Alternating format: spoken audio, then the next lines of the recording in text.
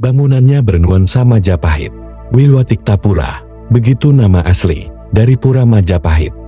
Embrionya sudah ada sejak tahun 1940-an, tapi bangunan fisiknya baru lengkap pada tahun-tahun 1997, merupakan satu-satunya pura yang ada di Kabupaten Mojokerto.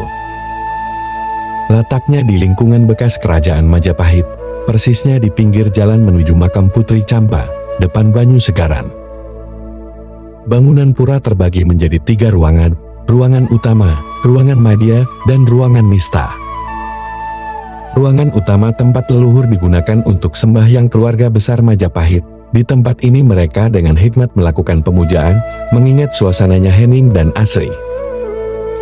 Ruangan madya digunakan untuk belajar agama, bagi anak-anak remaja dan orang tua. Juga digunakan untuk berdiskusi, dengan harapan agar wawasannya makin luas.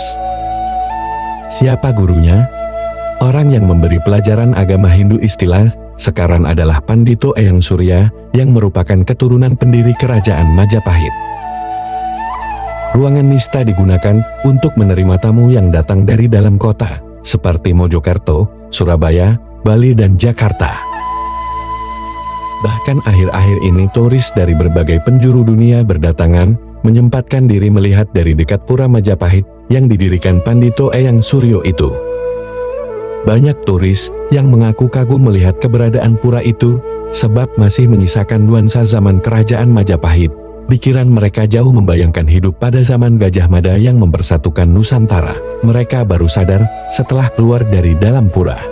Memang bangunan ini saya buat sedemikian rupa sebagai bangunan yang ada zaman Majapahit, ujar Pandito Eyang Surya, pemilik Pura Majapahit itu. Tempat menyendiri. Nuansa hidup pada zaman Majapahit itu bukan hanya disukai orang-orang yang sekarang biasa bermeditasi, tapi juga orang-orang zaman dahulu.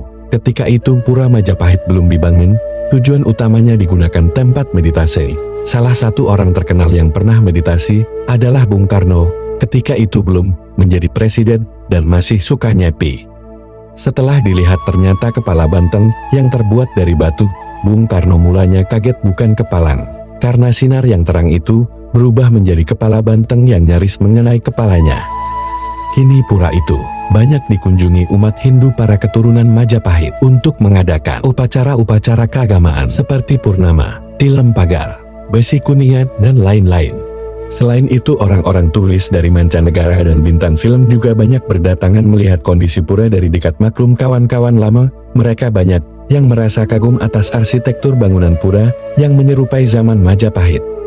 Karena banyaknya orang yang datang, Eyang Suryo lebih banyak tinggal di rumah dahulu keluyuran terus susah ditemui. Saya sehari-hari ada di rumah.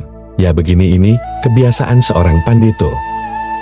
Karena harus melayani umat yang membutuhkan pertolongan minta restu leluhur yang sudah melinggih. Sebelumnya leluhur tidak punya pelinggih candi.